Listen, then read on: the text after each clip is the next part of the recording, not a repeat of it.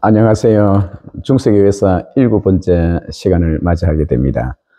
누가복음 4장 18절 19절에 보면 주의 성령이 내게 임하셨으니 이는 가난한 자에게 복음을 전하게 하시려고 내게 기름을 부으시고 보내사 포로된 자에게 자유를, 눈먼 자에게 다시 보게 함을 전파하며 눌린 자를 자유롭게 하며 주의 은혜의 해를 전파하게 하려 하심이니라 라고 하였습니다. 오늘도 주님의 성령의 감동의 역사가 오늘 이 시간을 통해서 함께 이루어졌으면 감사하겠습니다. 오늘은 특별히 교황청의 이 타락과 몰락에 관한 부분을 공부를 하고 특히 또 십자군 전쟁과 더불어 함께 살펴보고자 합니다. 원래 중세 천년을 이어주는 하나의 큰 이 두 개의 큰 기둥이 있다고 한다면 하나는 그리스도교이고 하나는 봉건사회입니다. 이 봉건사회 속에서 주어지는 서유럽의 여러 가지의 사회 변화가 이제 세월이 지나니까 서서히 그 기둥이 기울어지고 있는 것을 우리가 볼 수가 있고 그 결정적인 계기가 십자군 전쟁을 통해서 신성로마 제국의 지금까지 이뤄왔던 중세교회의 큰 하나의 기둥이 흔들리고 있는 것을 보게 될 것입니다. 교황청은 590년 그레고리 1세가 이 교황의 자리에 처음 올랐을 때 그는 참으로 신실했고 무엇보다도 이 개혁을 시도해서 교황이 되자마자 모든 주교들과 총대주교 모든 사람들을 길거리에 나와서 그 당시에 홍수와 기근과 전염병과 전쟁으로 나라가 기울어져 있고 무정부 상태에 있던 그 속에서 하나님 앞에 기도함으로 그 어려운 난국을 극복했던 참으로 훌륭한 그런 교황이었죠. 그래서 우리는 서방교회의 4대 성인이라 4대 교보라 하면 지난번에도 한번 말씀드렸다시피 어거스틴, 제롬, 암브로스, 그 다음에 그레고리 1세를 그렇게 꼽을 정도로 훌륭했던 것입니다.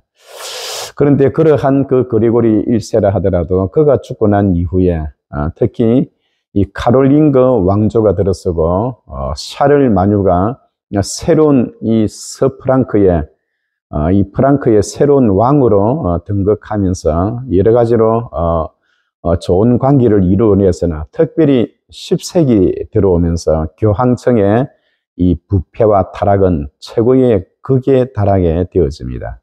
특별히 레오 10세 같은 경우에는 18살 때의 왕이 이 교황의 자리에 올라서 서유럽에 있는 사람들이 이렇게 바깥에 나가기 어려울 정도로 성폭행이 심했고 또 그리고 순례하는 길에 두려움과 무서움이 길거리에 가득 채워졌은 것을 볼 수가 있습니다. 그러한 그 교황의 그 위치가 황제와의 관계 속에서 많은 이 다툼이 일어나게 되어집니다. 사실 보면 동로마 제국 같은 경우에는 황제 교황주의라고 해서 황제가 직접 이 국가와 교회를 통치했지만은 서유럽은 그렇지를 않았습니다. 서유럽은 오히려 이 교황이 황제에게 이렇게 머리에 안수를 하고 교황이 축복을 해야만이 황제도 복을 받고 교황에게 미움을 싸게 되면 구원도 받지 못한다라는 그러한 말이 있을 정도로 교황의 절대권을 강조했던 그런 시기였죠. 우리가 잘 알다시피 1077년 카노사의 굴욕, 이 카노사의 굴욕은 우리가 알다시피 그레고리 7세와 신성로마 제국 황제였던 하이니 4세와의 관계입니다. 하이니 4세가 생각하기를 모든 성직제는 이렇게 교황이 임명하게 되어졌는데 이 하이니 4세가 그러한 부분 속에서 교황과 마찰이 생기게 됩니다. 그래서 이 하이니 4세는 이 교황과 다투다가 결국은 이탈리아 북부의 그 카노사라는 그곳에 3일 동안 눈 내리는 그 밤에 그 카노사의 성 앞에서 무릎을 꿇고 사죄함을 받았던 이 카노사의 굴욕, 참으로 역사적으로 오래오래 남아있지 않습니까? 그만큼 지금 서유럽에는 교황의 권위가 절대적이었다는 것을 가르쳐주고 있는 것이죠. 물론 이제 상황이 지나서 그 때가 역전이 되는 그런 일도 일어났습니다만은 그러면서 215년 제4차 라테란 종교회의를 집례했던 이노센트 3세 때에는 교황권이 극에 달해서 교황과 황제의 관계를 교황은 낮의 태양이요 황제는 밤의 달이라 할 정도로 막강한 힘을 가졌던 것이 바로 이노센트 3세입니다. 특히 이노센트 3세는 이 프랑스 남부에 있는 카트리나 이 이단들이 그 당시에 얼마나 많이 활동했는지 모릅니다. 그 이단들이 다니면서 설교를 하고 성경을 강해하는데 다 엉터리 성경을 강해하고 해서 이 이노센트 3세는 자기의 막강한 교황의 그 군의를 가지고 특히 프란체스코 수도원과 이 도미니칸 수도원 이 두 수도원의 힘을 얻어서 모든 수도사들이 다니면서 설교하고 전도하도록 그렇게 힘을 기울였던 거지요. 제4차 라테란 종교회의에서 이단들을 척결하고 그리고 수도사들에게 설교할 수 있는 권한을 허락해주고 전도할 수 있는 권한을 허락해주면서 그의 권위는 극에 달하는 그런 위치까지 올라가게 되었습니다. 그러한 그 교황의 막강한 힘이 어디서부터 무너지기 시작했나요? 특히 십자군 전쟁이 일어나고 난 이후부터 교황권이 서서히 침체되어지기 시작합니다. 여러분, 십자군 전쟁이 일어났던 원인이 무엇이죠? 십자군 전쟁은 1096년부터 1290년까지 200년 동안 있었던 전쟁입니다. 특히 동로마 제국의 황제였던 알렉시우스 6세는 남쪽에서 계속 그 이슬람 군대가 쳐들어옵니다. 이슬람 군대가 예루살렘을 멸하고 그 다음에 안디옥을 멸하고 그 예루살렘의 그 모든 성지, 모든 지역을 이슬람이 다 차지하게 되고 이제는 동로마 제국까지 흔들리게 되어지는 그런 위험 속에 빠져지게 되어집니다. 그래서 동로마 제국 황제였던 알렉시우스 6세는 자기 혼자 이슬람의 그 영향권을 받아들이기가 어렵고 만약에 동로마 제국이 이슬람 세력에 의해서 무너지게 된다면 저 서쪽에 있는 서로마도 언젠가는 저 신성로마 제국도 이슬람의 손안에 들어가는 것이 불보듯이 뻔하기 때문에 우리를 좀 도와달라고 그 당시 교황이었던 우르반 2세에게 요청을 보냅니다.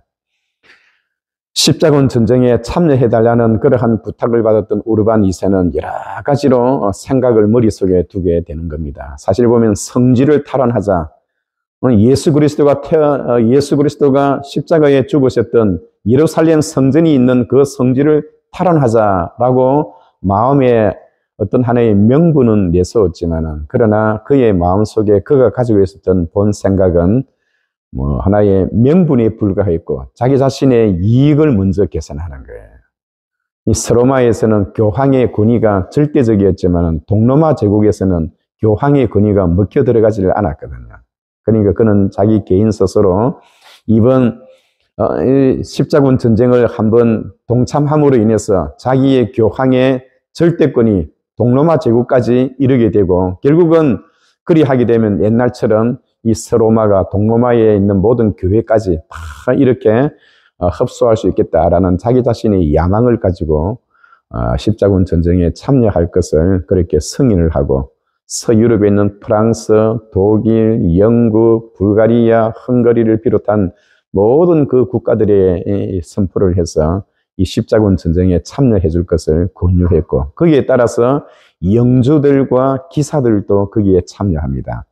영주들과 기사들도 명분은 성지 탈환이지만은 그 명분이 그 뒤속에 숨어있는 그들의 야심은 오히려 저 새로운 땅을 개척하고 새로운 지역을 점령해서 자기의 소유와 자기의 부동산을 더 크게 늘려야겠다는 그런 야망의 야심이 있었던 거죠.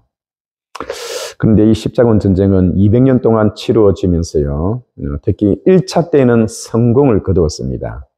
1차 때는 성공을 거두어서 어느 정도 예루살렘 성에 들어가서 이슬람 세력들을 몰아내고 유태인들을 죽이고 그리고 그 예루살렘 성에 새로운 나라를 건설했지만은 그러나 그것도 이미 오래 가지를 못하고 살라딘이라는 그러한 이슬람의 지도자에 의해서 그렇게 다시 쫓겨나게 되었던 거죠. 그 뒤로 계속해서 십자군 전쟁이 200년 동안 일으켰는데요. 그 결과는 완전히 참패였습니다. 그리고 심지어는 특히 제4차 십자군 전쟁 때에는 그들이 베네치아에 들어가서 베네치아의 상인들에게 속아서 결국은 콘스탄티노플을 약탈하는 그런 일까지 이르게 되었던 거죠. 동서교회가 분열이 되었던, 우리 지난 시간에 동서교회의 분열의 신학적인 그 가장 큰 중요한 이슈는 필리오케였습니다. 그리고 아들, 성부, 성자, 성령 하나님, 삼위일체 하나님에 대한 이야기를 하다가 성령 하나님이 어디에서 오셨느냐 할 때 원래 381년 콘스탄티노플 종교회의에서는 성부 하나님의 성령 하나님은 성부 하나님에게서 나온다 했는데 가로 열고 그리고 아들이라는 그 글자가 필리오케지요.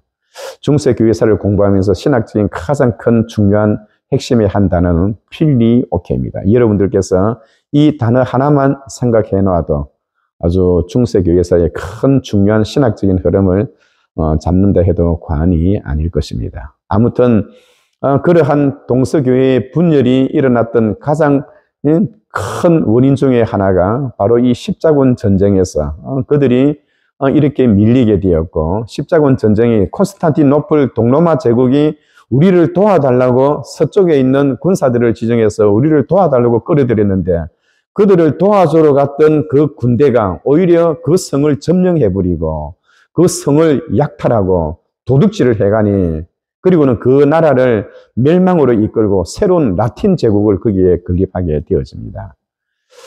8차까지 이렇지만은 십자군 전쟁은 서유럽에 있어서는 완전히 망하게 되어지는, 그리고 교황의 입장이 이렇게 완전히 입지가 줄어드는 그런 결과를 초월하게 되었습니다. 사람들은 더 이상 교황의 말을 듣지 않으려고 합니다. 십자군 전쟁에서 철저한 패배를 경험했던 서유럽은 이제 드디어 서서히 영주들과 이 봉건 사회를 기점으로 했던 이 사회 기반이 흔들리기 시작하는 거예요. 그 대신에 상인들이 서서히 들고 일어나기 시작합니다. 상인들은 동과 서, 동서 간의 상업을 원활히 하게 함으로 인해서 특히 그들은 무엇보다도 자기의 위치를 차지하게 되고 부를 획득하게 되어집니다. 그랬더니 봉건 사회의 이 주정 관계에 있었던 그 부분들이 서서히 무너지기 시작하면서 결국은 이득을 본 사람이 있다면 왕만이 이득을 보게 되었습니다. 이때까지 교황의 힘이 하늘을 찌듯이 올라갔지만은 그 반대로 교황의 위치가 땅에 떨어지고 황제의 위치가 서서히 오르기 시작합니다. 그런 가운데 영국과 프랑스가 100년 전쟁을 일으키게 됩니다. 여러분, 100년 전쟁이 일으키게 되다 보니까 100년 동안 전쟁이 일어났는데요. 그 전쟁에 일어났던 대부분의 그 나라의 권세가 영국에게 있었어요. 영국이 프랑스를 거의 다 이기려고 하는 그때에 잔다르크라는 프랑스의 한 소녀가 나타나서 영국군을 몰아내고 백성들을 나라를 위해서 희생하자, 나라에 모이자 라는 그런 운동이 일어나기 시작했던 거죠. 봉건 사회에서는 국가를 위해서 희생한다는 것이 없었습니다. 그때는 다 분권 제도였기 때문에 영주를 중심으로 또 그리고 장원 제도 속에서 자기를 지배하고 있는 그 선제후 영주 귀족을 위해서 충성하지 국가를 위해서 충성한다는 그런 것은 생각지도 못했어요. 그러나 십자군 전쟁이 일어나고 난 패배의 결과에 따라서 봉건 제도가 무너지면서 국가 지상주의가 나타나기 시작합니다. 사람들이 마음속에는 다 국가를 중심으로 움직이기 시작합니다. 그러다 보니까 자연히 중앙 집권화가 활성화되어지고 왕의 위치가 올라가는 거지요. 거기다가 영국에서는 곧 이어서 십자군 전쟁이 일어나자마자 3, 4년 후에 장미전쟁이 일어나는 거예요. 장미전쟁은 여러분 어떤 전쟁인가요? 장미전쟁은 여러분 하나의 판은 백장미고 하나의 판은 흑장미입니다. 요크샤와 랭크샤 이 두 귀족이 왕위를 세우는 그러한 부분 속에서 전쟁이 일어나는데요. 일반 평민들은 백장미 속에 포함될 것이냐, 흑장미 속에 포함될 것이냐라는 그러한 부분 속에서 어느 쪽인가 한 곳에 이렇게 귀속되어져야만이 살 수 있었던 그러한 이러한 이 전쟁이 일어남으로 인해서 나중에는 다 자기가 소속되어 있는 국가와 소속되어 있는 그 하나의 단체를 위해서 목숨까지 던지는 그런 일이 일어나게 되자 이 교황의 위치는 땅바닥에 떨어지고 황제의 위치는 하늘로 더욱더 쏟아지게 되어집니다. 그런 가운데 1309년 프랑스 왕이었던 필립 4세는 이 국가에 돈이 떨어졌어요. 그래서 그 당시에 보니페이스 8세였던 이 교황에게 모든 교직자들에게도 신부들에게도 세금을 내야 한다라고 이야기를 하였습니다. 그랬더니 보니페이스 8세는 무슨 그런 소리를 하느냐 하면서 내가 당신을 당장 파면시킬 수도 있다라는 그런 큰 소리를 쳤으나 여러분 이 교황의 위치는 땅에 떨어지고 있는데 황제의 위치는 위로 올라가고 있는데 그것이 가능합니까? 가능하기 어렵지요. 그래서 이 필립 4세는 모든 성직자들에게도 세금을 내고 교회도 국가에 세금을 바치라라고 이야기를 합니다. 그랬더니 보니페이스 8세 교황은 어림도 없는 소리다라고 하면서 황제를 파문시켜 버립니다. 그런데 황제는 파문을 당했지만은 귀족들과 평민들을 모으고 최초로 산부회를 맞이하면서 우리 국가는 더 이상 교회에 종속되어질 수 없습니다라고 선언을 하고서 1309년 이 보니페이스 8세가 프랑스의 아나니엔 지역에 휴양을 즐기고 있을 때에 긴급으로 가서 그를 체포해서 이 프랑스의 남부 지역에 있는 아비뇽 지역으로 그 교황을 잡아들였습니다. 그때가 1309년이었죠. 그래서 그때부터 우리는 아비뇽 유수라, 이 교황청이 로마에 있는데 로마에 있는 그 교황청을 프랑스 아비뇽으로 옮겼다고 해서 아비뇽 이 유수라, 유수는 잡아서 거둔다는 말입니다. 과거에 바빌론 포로의 시절을 생각하고 그들을 70년 동안 아비뇽 유수에 감금시키고, 그리고 이제부터 교황은 로마 사람이 하는 것이 아니고 프랑스 사람들이 교황에 오른다. 70년 동안 이런 프랑스 사람이 교황이 되어서 70년 동안 다스렸던 것입니다. 그때부터 교황권의 이 몰약이 아주 급속도에 달아서 나중에는 마틴 루터가 등장하기까지, 특히 1414년 콘스탄츠 종교회의에서 그들은 새로운 교황을 내세웠지만은 결국 그 새로운 교황도 그 시대에는 합당하지를 않았습니다. 여러 가지 환란과 어려운 그 가운데 우리가 잘 알다시피 종교개혁을 앞장서서 일했던 분이 바로 잔 위클리프, 영국의 잔 위클리프와 이 체코의 잔 후스이지 않습니까? 이 위클리프와 잔 후스, 그리고 사바나 롤라, 이런 분들이 루터가 태어나기 전 100년 전에 이미 종교개혁을 할 수 있는 기반을 이미 닦아놓았다고 볼 수가 있죠. 특히 그 당시에 교황청의 타락과 부패는 이루 말할 수가 없었습니다. 알렉산더 6세는 원래 자기 철을 둘 수가 없는데도 불구하고 6명의 정부와 또 그리고 거기에 따른 여러 후차의 여자들을 두고 사생아들을 낳게 하게 하고 그에 대한 타락은 이루 말할 수가 없었습니다. 종교개혁을 맞이하면서 하나님께서 이미 앞선 시대의 종들을 통해서 종교개혁이 일어날 수 있는 배경과 환경을 하나님께서 이끌어간 것을 볼 수가 있습니다. 다음 주에는 좀 더 구체적으로 이 로마의 교황청의 그 사상, 특히 이 스콜라 철학에 대한 그 부분들을 토마스 아퀴나스와 더불어 함께 더 살펴보면서 종교개혁이 일어나게 된 기발적인 그러한 부분들이 무엇인가를 살펴보고자 합니다. 함께 해주셔서 감사합니다.